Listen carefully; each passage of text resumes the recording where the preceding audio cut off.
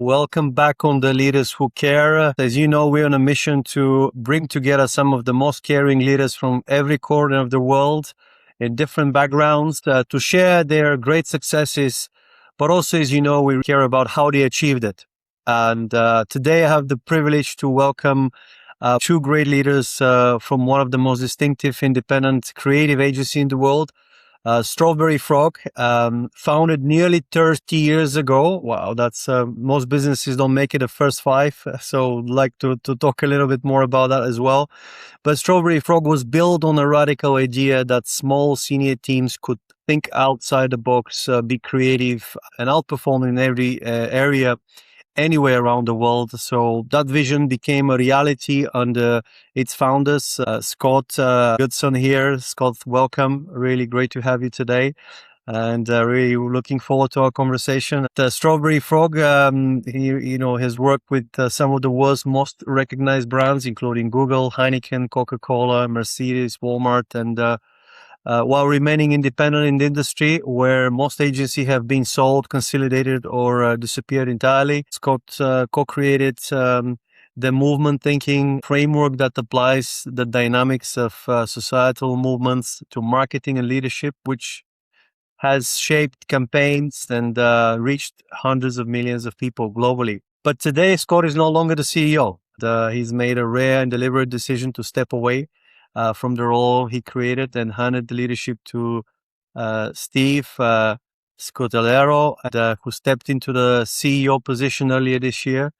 And Steve is also joining us today. Steve, you bring a deep senior creative leadership experience across agencies, and now you lead StrawberryFrog into the next phase of scale up, working alongside Scott. And together, they represent both sides of leadership transition most organizations talk about, but very few execute in reality. So today, we'll talk about that leadership transition, but what's best is that you are the great example, both of you. So first of all, welcome on the Leaders Who Care. Wonderful. Thanks for having us, Marian. Great to be here. Thank you so much. I have also deep interest in that topic as well, because we're Global Leadership and Talent Advisory and helping a lot of leaders and CEOs as well. And having created Leaders Who Care to showcase exceptional leaders who care to attract and extract unfiltered insights from unexpected angles. So today, I'll be stepping into the skeptical executive, and I'll be asking some uncomfortable questions, I hope, for you guys. And, we'll be on the hot seat a little bit. So we're going to explore what really happens when founders step away from a business they built, not just structurally, but emotionally and psychologically, because most leaders don't talk about it enough. And I've seen it in a lot of family-owned businesses, family offices, or even large corporations. Scott, I wanted to start with something very, very human. When you step away from the business you built from the ground up, something that has likely defined a large part of your identity, what does it actually feel like beyond the strategic narrative of succession? What's been the hardest part? Well, Steve, this is the Leaders Who Care podcast, and Steve cares more than I do. Yeah, it's I think that's probably position to be in, right? How can one try to care more than the founder, owner, the guy who's been doing it for 27 years? But I think that's exactly the reason that I've wound up in this role, is because I think he felt that from day one. I had seen a lot of different agencies of shapes and sizes, big and small, and worked across endless categories and lots of different aspects of marketing disciplines. And I think what Scott has built over the last 27 years was not only like a special culture and a place that people really want to be, but a high functioning organization. So when he offered me the role and position here, it was really just such an exciting challenge to help shape the future of this agency, not to come in as a fixer because they had been doing so much so well, but to really help ensure that this thing was going to be more relevant than ever in the next 5 to 10 years as well. So, both personally and professionally, the trust that Scott has put in me has been incredibly motivating, and I continue to try and remind myself that I do have to care the most now. So that's something I try to live up to, Scott's level of care that he would be putting into this every day. That's very And sweet. But can I build? Sorry, yeah, can I just build please, go on ahead. what Steve said? So I think the challenge, of course, is when, and actually, it's not just about leadership; it's about brand. If you think about what a company brand traditionally or historically has been about, is the brand or the CEO or the founders the hero of the story. Every old-fashioned leader, every old-fashioned brand, every traditional company who still operates like that, making themselves the center, louder, bigger, more memorable, more the one who talks all the time. That's the old way. And I think, we created a movement from the beginning. And the culture, as Steve said, is it really guides a lot of thinking. Steve obviously has come in and added a tremendous new way of thinking about things and brought a new sense of caring and energy. So I think that's a real catalyst for why he's doing so great and why the company is having its best financial year, winning incredible new clients. In fact, today we're launching this new campaign and brand for the World Cup, which is called sportspredict.com, where anyone in the world can compete to win top jobs at the world's best financial companies. Think about that. Like, recruitment is no longer just about pedigree. Just because you went to the London School of Economics doesn't guarantee you position at the top global financial companies. Now you can compete. And the reason I mention that is because everything is changing, not just StrawberryFrog. And Steve is driving that inside our company.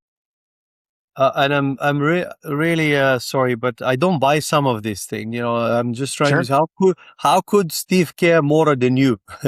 I'm just trying to kind of get my head around. But let me ask a couple of straightforward questions that I'd like to hear from Steve first, right? And Steve, what is that one thing that if Scott took away from the company, will make you leave? The one thing I think that Scott could take away that would drive me away at this point would be the trust or autonomy. I think, listen, the reason I have to care the most is because Scott almost has nothing to lose in a sense, right? He has built this business and this organization, and he would be fine financially if this thing shut down today.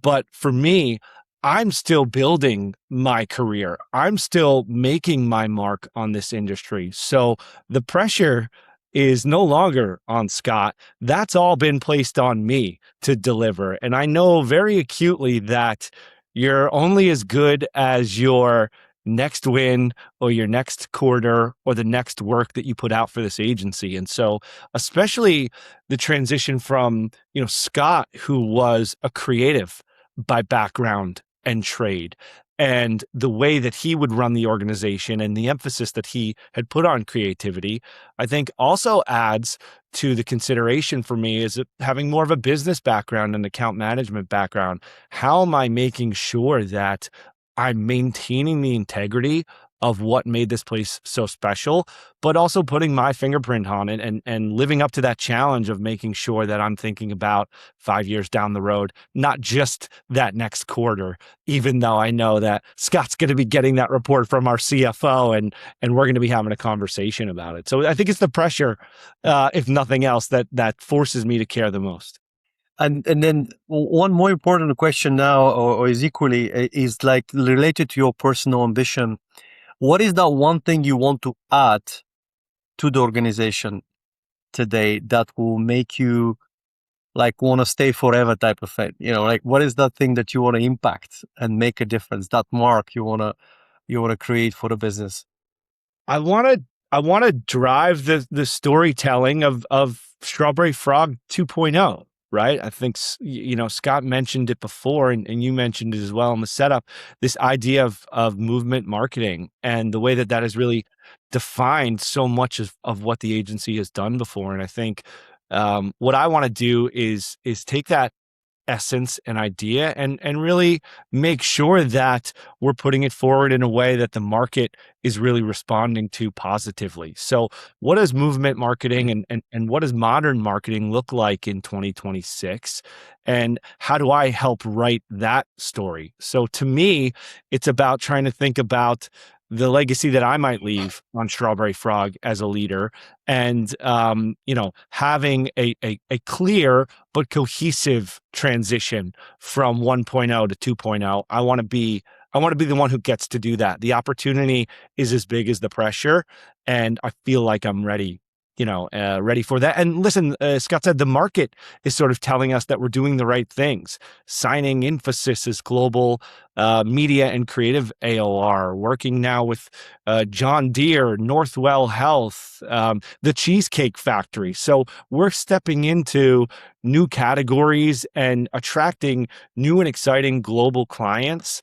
So it feels like we've headed in the right direction here as part of this transition, but got to keep it going. Thank you. That's very helpful to understand, and I can see the drive and the passion, and why now Scott is talking about really you caring more, right? To me, succession is about doing better than the predecessor. That's a successful succession. I don't know whether you agree or not, but if we're able to drive this forward, technically, if we talk about our own children, if they do better than us, we've done our job better, right? Than we have. So, and I always see as a business, especially somebody that has been creating something from the ground up, is like one of your child, right?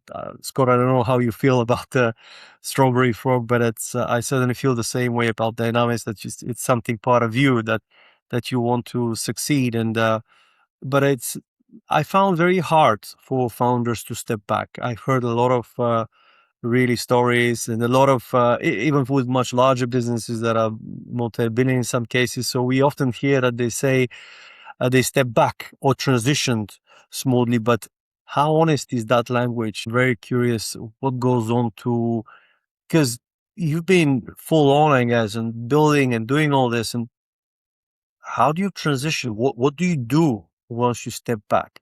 Just mentally, how do you feel? That is always very, very interesting for me to understand. I mean, there's a lot written about this, both business books and psychological theory. A lot of blah blah blah blah. Some generic crap. But the reality is that obviously you want the company and the leadership to succeed. I think there's a bigger, more selfish idea for me, and that is that this crazy thought we had, this idea that we gave birth to almost 30 years ago, has the most extraordinary, brilliant leader stepping in now and taking it to the next level. To me, that's a selfish reason for me, actually. I can't think of any other thing that I'd rather do. And the reality is, I think both Steve and I share one very important truth, which is what you do is not who you are. Steve is a very cool, very curious thinker, a wonderful father. He lives in New Jersey, so there's some issues, of course. Hold that against me, Scott. I don't hold it against him, but there's simpatico, there's fun. Yeah, I think those are the key things, and that's why I think it's successful. And Steve, stepping into a business so closely shaped by its founder comes with unique dynamics. And how do you establish your own leadership voice without feeling that you're operating under the shadow of the founder? And Scott, how do you let go control while you still being deeply invested into the outcome? Yeah, for me, I think it's started with a recognition, like fully, that I'm not Scott. I will never be Scott, and that's not why Scott brought me in. Scott brought me in because of the experience and the mindset that I can bring. So the only thing that I can do really is continue to lead in the ways that I believe are going to be valuable for this company. Scott talked a lot about culture. He's been building that culture over the last 27 years, but the culture of workplace is changing very quickly these days in a sort of post-COVID world. So the challenges and the realities of what a culture today looks like are different than in 1999. So I know that I'm probably going to be better suited to find those solutions and the right answers for the organization now, maybe than Scott would even be. So I think it's about putting my ego aside, being confident in the experience that has gotten me here, but also recognizing that I took this position because it came with an opportunity to continue learning. And the ability to have someone like Scott in my corner as a coach and mentor is priceless. So he's done a really great job of serving that role in a way that is really subservient to me and to the company and to the future. So that's definitely surprised me in the graciousness of the transition. And sure, is he an entrepreneur at heart? And does he still have an emotional attachment to this thing? And will he play a role of provocateur to push me, to poke me, to prod me, to try and make sure that I'm thinking about things in a way that maybe instinctually I wouldn't, but he would? Yes. But I think the reason that this works is because I know that that's coming from a place of really positive intent versus him trying to question or undermine my leadership style or tactics. So I think in that sense, the personality match, to Scott's point earlier, was really critical to making sure that this worked. Actually, to the point where, we even looked at Hogan assessments and those kind of things before we stepped into the role to make sure that the data would support that this would be a happy marriage. And it's played out in that way, which has been great. I mean, I think a great team, great leadership exists in an organization where there's a healthy and open conversation. There's pull, there's push, there's tension, there's cheering on the sidelines, there's longevity, and those ingredients create the framework within which great leaders like Steve can step in and succeed. I think business is difficult. Being the CEO of a company, regardless of how big it is. In fact, I would argue the smaller the business, the more difficult it is. Because when you're running a multi-billion-dollar corporation, you got like 500 people picking up your dry cleaning. I don't know. Steve probably has that happening, but I don't know. I may be wrong. But I think, I don't know. I think it's very important that, I consciously did not on day one say to Steve, here are the keys. All right, bye. go to the beach. That would be totally unfair to him because, taking on a business that is a personal services company isn't easy.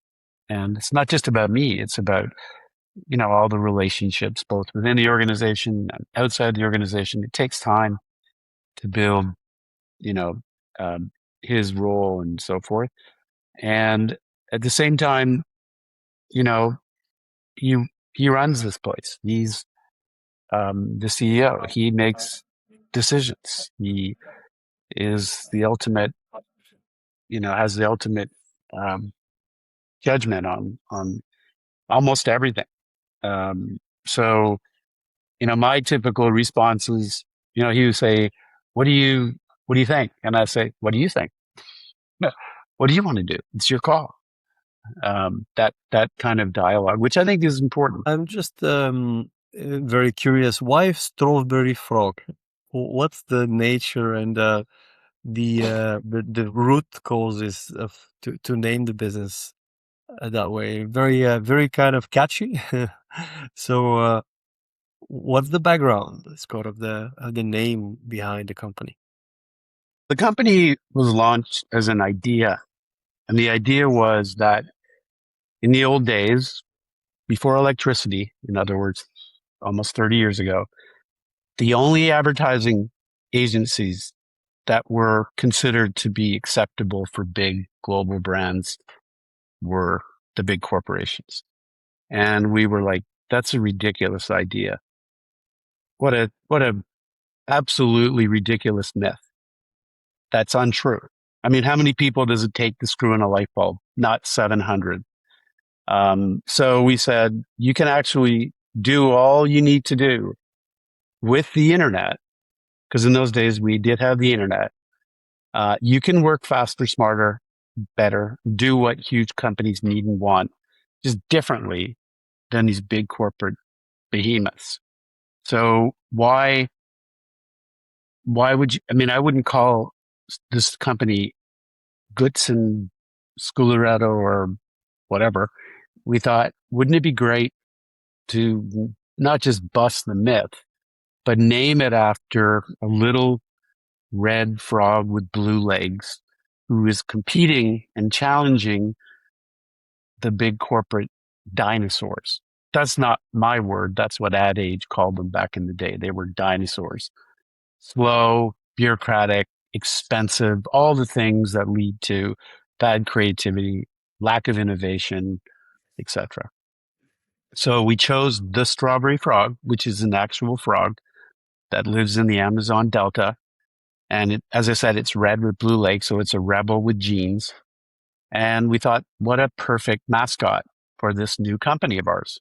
And that's where the name comes from. I can see that you wanted to bust the myth, challenge the big ones. That was such a drive I can see, and that's also all that is being kind of shining through. And Steve, what which is shared by Steve. I mean, Steve loves when somebody says, "You can't do this, Steve," and he's like, "Fuck that, we can do this. Of course we can." Right. What are you talking about? The jersey comes out really quick, Scott. You're totally right. That's where we have to flip the switch when people doubt what we can do. You know what?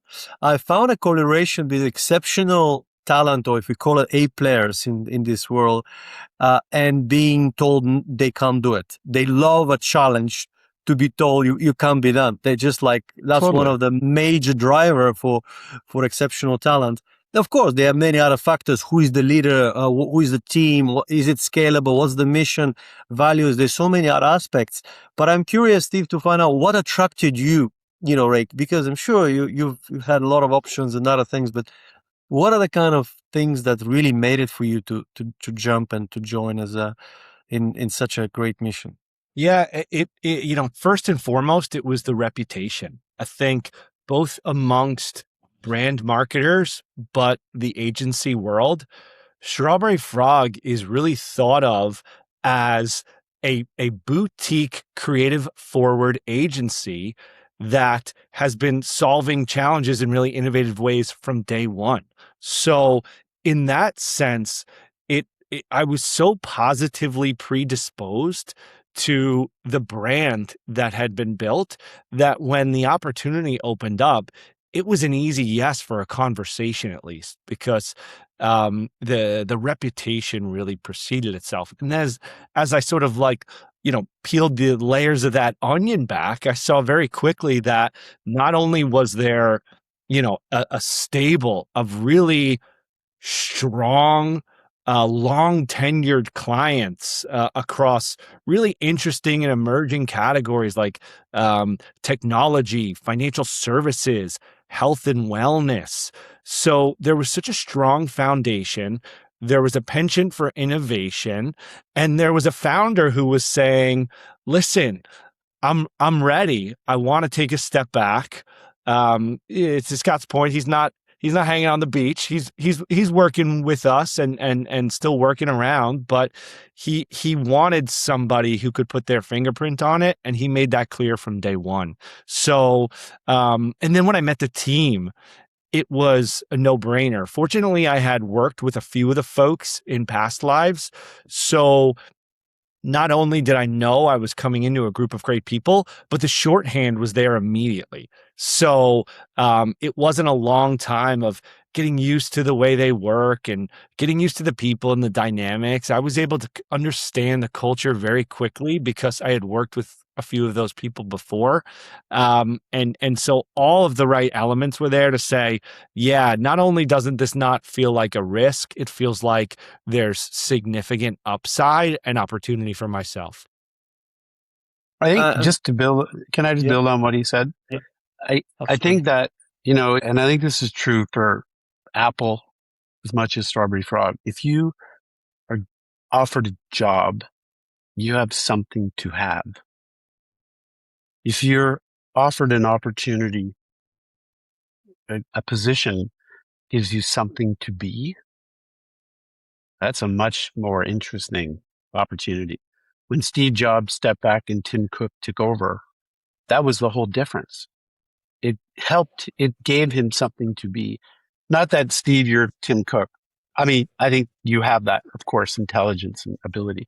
And in many regards, you're building bigger, successful business. I think, correct me if I'm wrong. If you're listening to this and you're a company owner or CEO of small or big company, you want to create that kind of idea that people joining you are joining you because it's not a job to have. It's an opportunity to be something. That's exactly right, Scott. It felt like a place and an opportunity where we could continue to just collect smart people who were the best in the business and put us together in a room to solve really meaty challenges. And if that doesn't make you stoked about doing this job, then you're in the wrong business. So the opportunity to continue to find and even reunite our new chief integrated strategy officer, RG Logan, somebody who I'd worked with in a past life. You find those special people along the way, and now I get to invite them to the pond to be a frog. So it's amazing that we can, do this thing and have fun along the way doing it, but, make some really interesting and impactful work. I'm very curious. A lot of our audience is often executives and leaders that run different organizations across technology, across services, healthcare, or different sectors. What unique challenges, you said meaty challenges we solve, we innovate, we create, make a difference through innovative approach and the reputation. So what would you say is unique about StrawberryFrog, and what kind of challenges you solve for clients? At what point they should be thinking of you, and what can you bring to the party, to the table? Yeah, I think the great thing about StrawberryFrog right now, and Scott said it earlier that they were founded at the sort of proliferation point of the internet and understanding and harnessing what that technology meant. And we're at another crossroads right now in the industry and sort of the way we live our lives every day because of what AI is enabling us to do. So I think what we're doing now is harnessing the best of what, modern advertising has been in terms of creativity and strategy, media planning, comms planning, data and social media, but bringing AI and technology into that in a way that really allows us to solve problems agnostically. And that's what clients want. They don't want people who are painting by numbers, agencies that have processes that they can't deviate from, agencies who are just trying to sell them their black box products that keep more money into the network or into the agency. So what we're doing is really taking a holistic and agnostic approach that's very focused on the outcome first. We have an outleap process. And the first part of that process is having a session with our clients where we imagine and define the outcome or the aspiration that we have as an organization and as a collective team. What we do then is identify the roadblocks or the gravity, what's holding that brand back from reaching that outcome or aspiration. And then we build the plan to get them there. Sometimes that does take shape as, marketing or advertising in the traditional sense. Sometimes that takes shape as products and services that we're helping them build. Our client, Four Leaf Federal Credit Union, we've been building an AI-driven, female-focused, agentic AI solution. So it comes in many shapes and sizes, but we just want to make sure, first and foremost, we're focused on business outcomes. And second, that we're really thinking holistically about their business. I think, to me, if you're doing that with all the modern tools and you have the right practitioners, that's what big brands want and need. I very much relate to that, and that's quite the way we also approach as we look at a organization, a client, is what is the impact of the work we do to the organization? How can we measure that, right? So outcome first is a great way to approach it. Not everybody can deliver it, as you say, and the way people talk about sometimes. But also how you make them feel. And I think that's the other thing you have as an advantage, because you're the kind of people that not only can deliver the outcome, but I think they enjoy to work with you as well because of who you are, because of your creativity. So the two aspects that I always looked at, because we often face much harder challenges against much bigger brands. And for me, it's always been, you got to be too good to be ignored. It's just simple as that. And that often comes with what value do you bring and how do you make your client feel about interacting with you? Because both of them matter. And I think you have really those two very, very closely aligned. But also the impact you've had, the legacy and the longevity and the track record is phenomenal. 30 years to do what you do. So, and I'm really curious to understand, how do you think about continuity versus change? So, on one hand, continuing, I guess, the culture you talked about, Steve, right? What do you want to continue? What do you want to change? just to be blunt with you, with the Strawberry Frog. Yeah, for me, it had been about continuing to drive really unique, creative, breakthrough, and effective work. That's the reputation that's been there. I think what I've brought to the table is a bit of what I just talked about too, which is the ways in which we're working on a day-to-day basis. So making sure that we have minds from media, from technology, from strategy and creativity, all in the room solving a problem that might have nothing to do with those specific disciplines. So to me, I've been fine-tuning the people in the room and the way that they work together, even though some of the ambitions have remained the same. So it was great that the ambition and the outcomes that we were looking for didn't have to change, but the way in which we work together on a day-to-day basis could be optimized. So that's really where I've been focused, is a little bit more on the internal process and the people who are in the room, more than the big changes just for the sake of change. Does that sound right, Scott? What do you think? Yeah, I agree. I think, we've always said, which I think is still the case, that you start every project by asking, what's the business objective, of course, because you don't know where you're running towards. You're like a marathon runner with a finish line, which means you're probably going to get pretty tired. So you need a goal, but you also need to start after that looking at the world. And what Steve said is 100% true. We're going from a world where marketing was dumb to marketing is now smart. And Steve is at the forefront of that smart revolution. It's kind of like, remember how homes used to be dumb, where you had to go and open the fridge or get your vacuum cleaner and plug it in? Now everything kind of is smart. Everything's interconnected, and You don't have to do anything anymore. The vacuum picks up all your cat hair. That's kind of like StrawberryFrog. It's building people who know how to work in a smart home. And one other element that I think is a leftover from the past, which is conviction.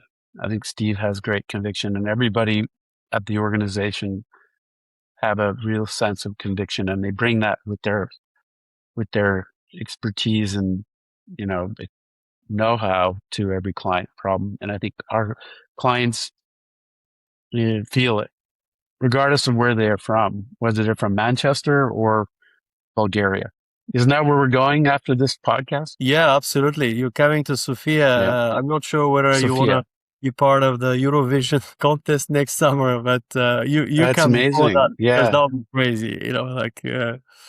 I've never been to. I don't think Steve's ever been to Eurovision. We should go. That'd be hilarious.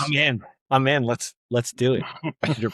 It's funny. We're in the season of World Cup here, and I was a collegiate goalkeeper.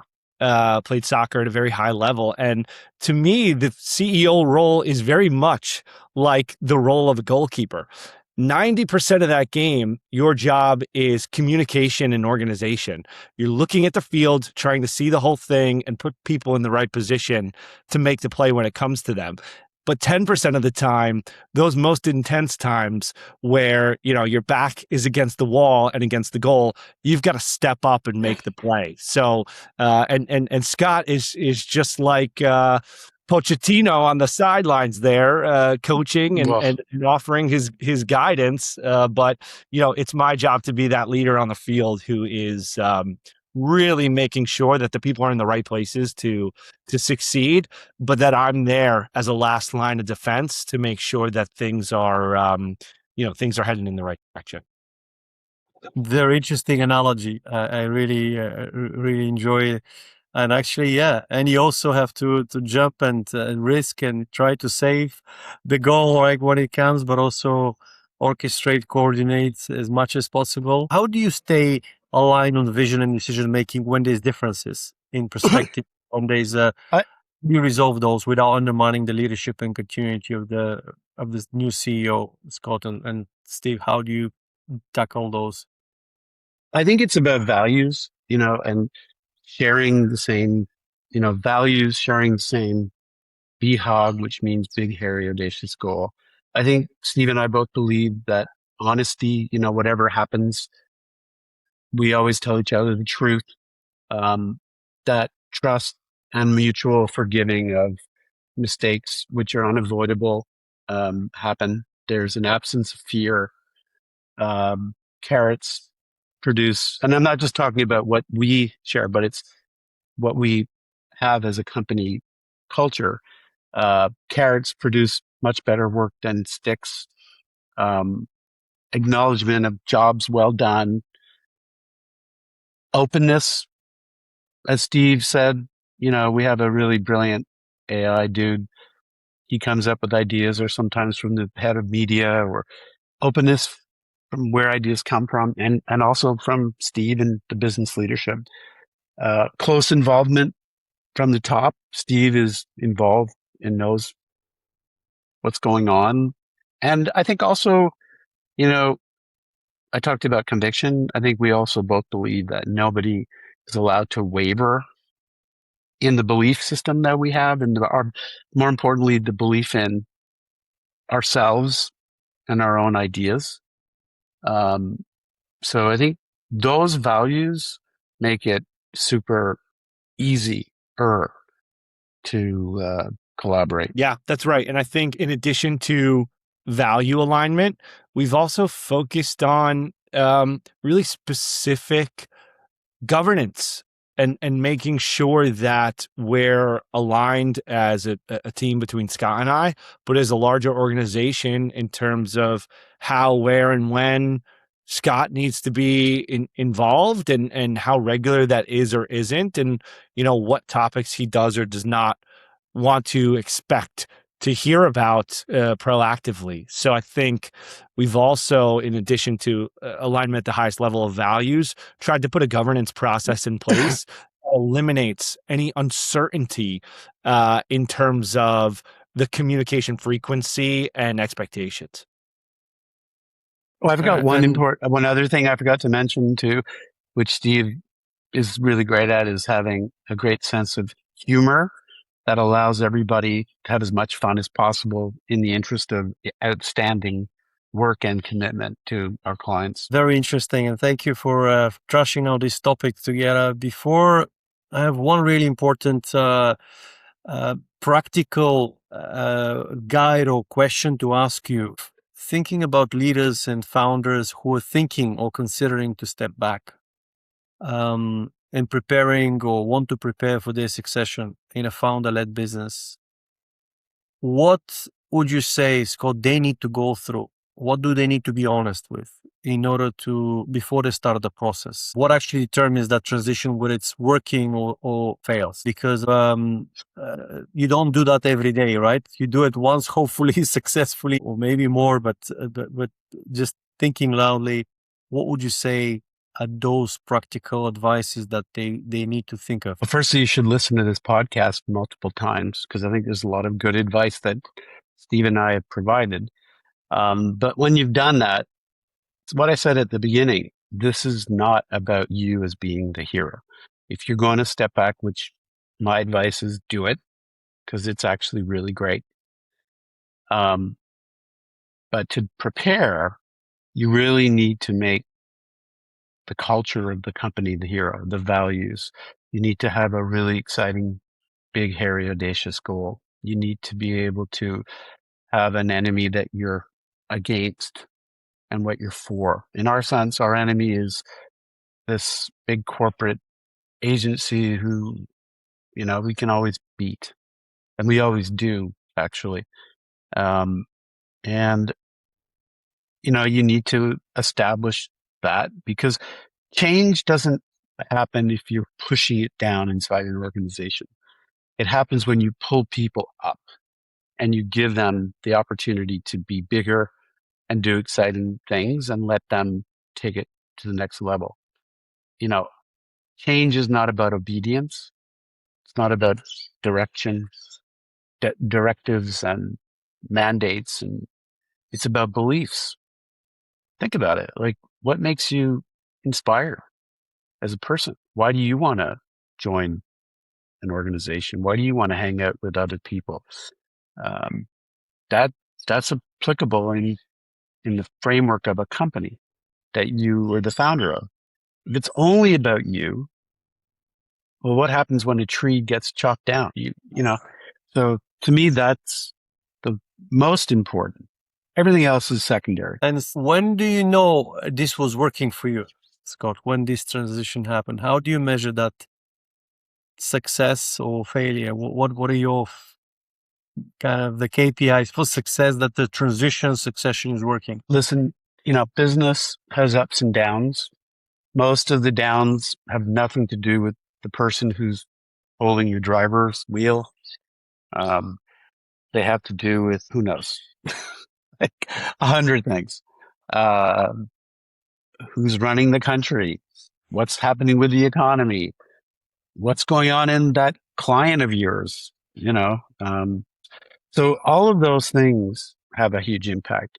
And to me, it's about having a really great friend and someone who you can talk with and have conversations around and be a good listener, and feel comfortable. I think feel comfortable meaning me, as someone who's stepping back. After you run a company for 20 years, when you're the CEO and you're doing product and you're doing operations and you're dealing with HR and you're dealing with every single problem. I mean, I started the company and put the garbage out myself for 5 years and balanced the books. Well, actually, that was Karen. She did that. So, it's a lot of work to be in that position. And I think for me, being able to not do that job is incredibly empowering. And I really do appreciate Steve picking up the phone and saying, hey, you may have a good thought on this. What do you think? Or can you challenge us? Or everybody, we want to avoid groupthink. Can you, come in with a contrarian perspective, whatever. But most of the time I'm cheering on the sidelines and communicating. And I think when all of that I just mentioned is working, then it's success. You said something interesting, Adam, just reflecting that while you want somebody to take the lead, you do appreciate to be, of course, because to be involved or to be kind of, to leverage your wisdom, basically, to people to kind of reach out to you when it's needed. So it seems that is a good, really thing for you, right? And a feeling that, and I've seen that a lot with founders that sometimes when a succession is not working, they are completely isolated, and that's like very difficult. You can't be like, this is something you build. It's your way of living in a way. So that's why I think I've seen some friction. Whereas here I'm hearing that, it's actually all, you're helping, cheering on the sideline, enjoying that journey. That's what you find really good, to see the joy of growing and blossoming what you started, but also being called out for an advice or for a kind of a challenging session as well. Yeah, I grew up.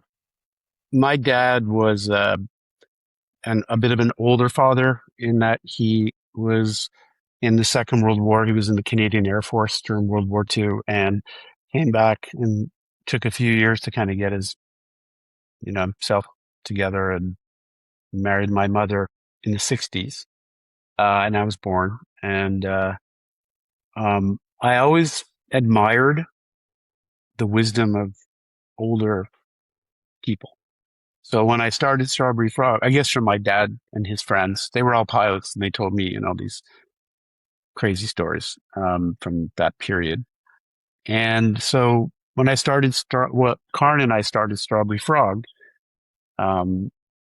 we had a man by the name of Uli Wiesendanger, who was the founder of TDWA, as our chairman. And I think we really loved the wisdom. If whatever problem we had, he'd faced in some way. So he had some good advice and perspective on things that, we were freaking out about, which we should do. And getting him involved was really tricky because, he actually reached out and tried to hire me to run TBWA out of Paris. And I came down and he wined and dined me. And then at the end, I said no, and he was super pissed. And then 6 months later, he retired. And I called him and said, hey, would you be our chairman? And he said, fuck off. No, he didn't say it like that. He would never say that. He said, no way, get out of here. And then like 2 weeks later, he called me and said, my wife doesn't want me around the house. Would you still have me? And I was like, of course.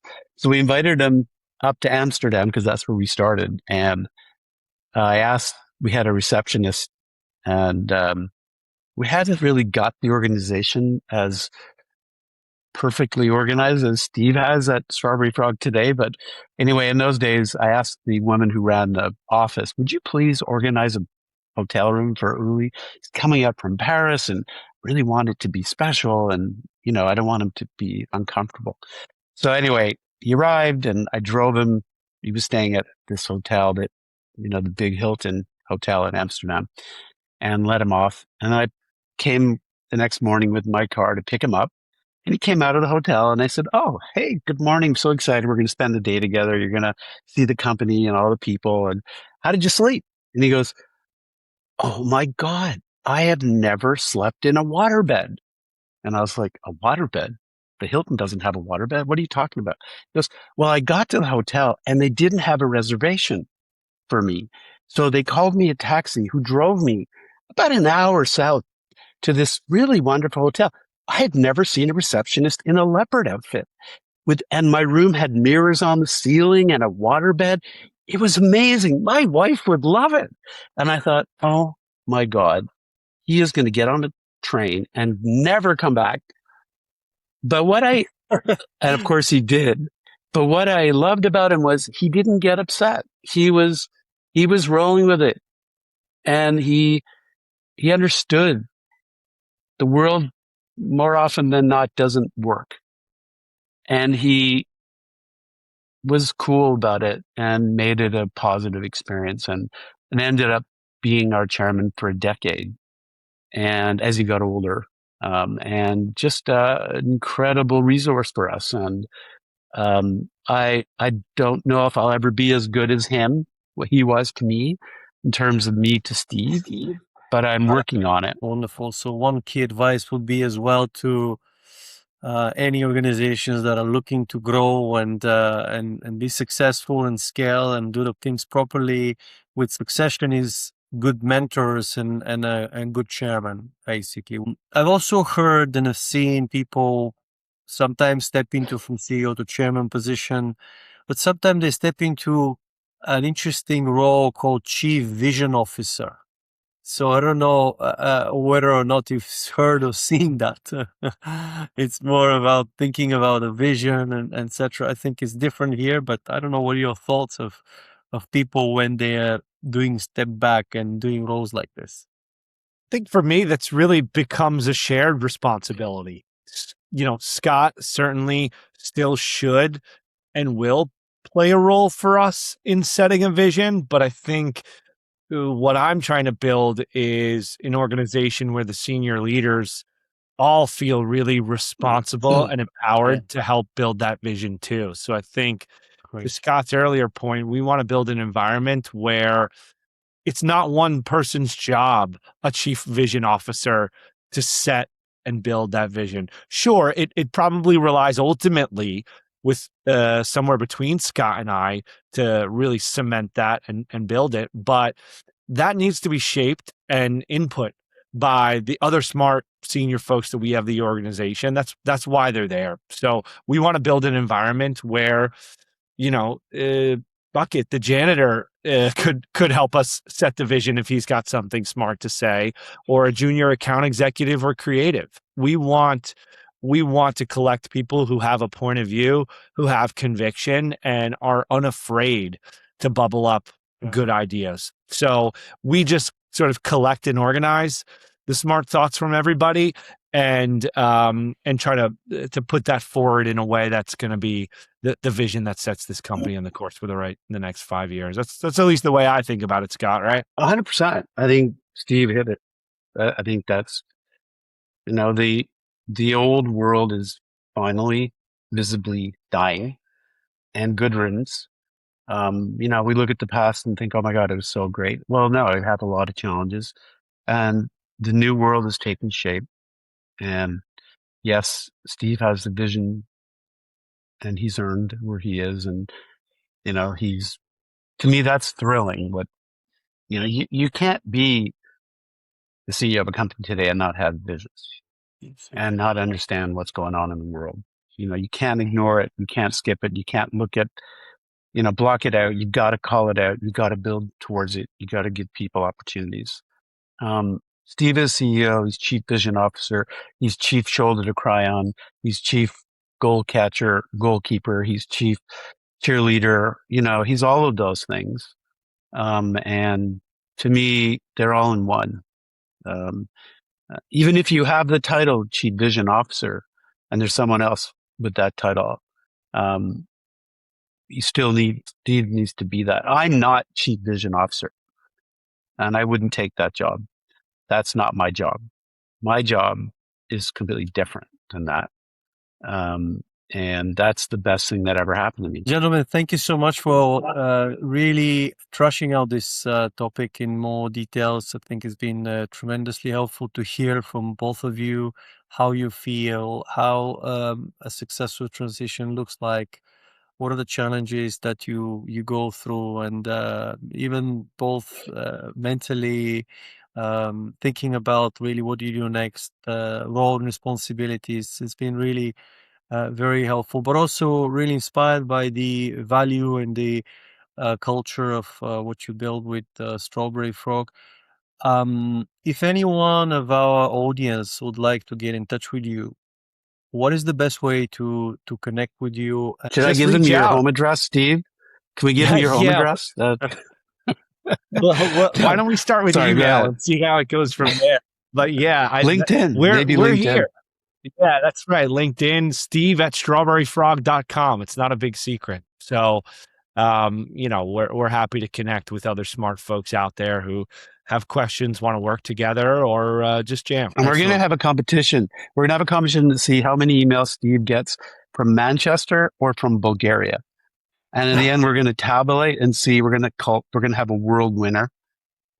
Well, So the we've got a competition global starts audience, today. so we have to include everybody. So it's got to be every country. Of course.